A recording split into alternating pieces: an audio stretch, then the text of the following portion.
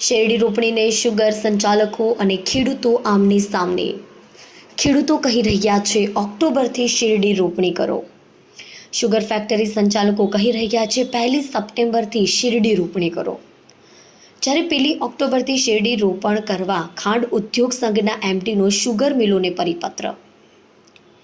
શેરડી પર સંશોધન કરનારા નવસારી કૃષિ યુનિવર્સિટીના વૈજ્ઞાનિકોની પણ ભલામણો કે 1 ઓક્ટોબરથી જ શેરડી રોપણી કરો। શુગર ફેક્ટરીના સંચાલકો મનમાની કરતા હોવાનો ખેડૂતોમાં આક્રોશ। શેરડીનો ઉતારો પ્રતિવર્ષ ઉત્તરોત્તર ઘટતો જતો હોવાથી નવસારી કૃષિ યુનિવર્સિટીના વૈજ્ઞાનિકોના રિપોર્ટથી ખાંડ ઉદ્યોગ સંઘ જાગ્યો। સપ્ટેમ્બરને બદલે ઓક્ટોબરમાં રોપાણની મંજૂરી આપવાનો સમય આવી ગયો છે। જયેશ દેલાડ। ખેડૂત આગેવાન। દક્ષિણ ગુજરાતનો મુખ્ય પાક શેરડી છે અને સહકારી પ્રવૃત્તિના કારખાનાઓને કારણે ખાસ કરીને દક્ષિણ ગુજરાતનો ખેડૂત શેરડીની ખેતીને મજબૂત થયો છે।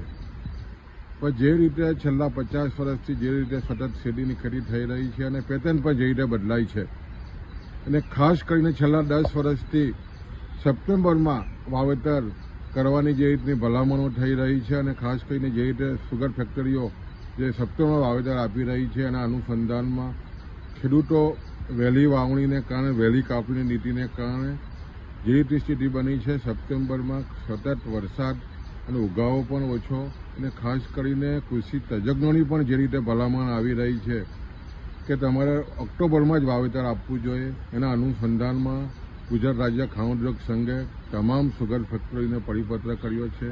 હવે સમય આવી ગયો છે કે તમારે ઓક્ટોબરનું વાવેતર કરવું જોઈએ। તમે જો 10 વર્ષ અગાઉ જે દર એકરે ઉત્પાદન 35 ટન હતું એ ઘટીને આજે 25 ટન થઈ ગયું છે।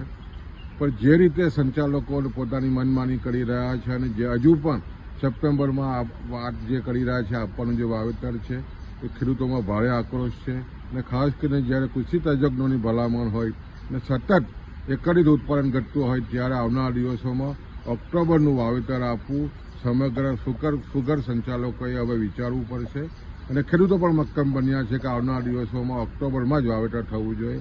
આ અનુસંધાનમાં તમામ સુગર મિલોએ એકત્રિત થઈને ઓક્ટોબરનું વાવેતર કરવું જોઈએ।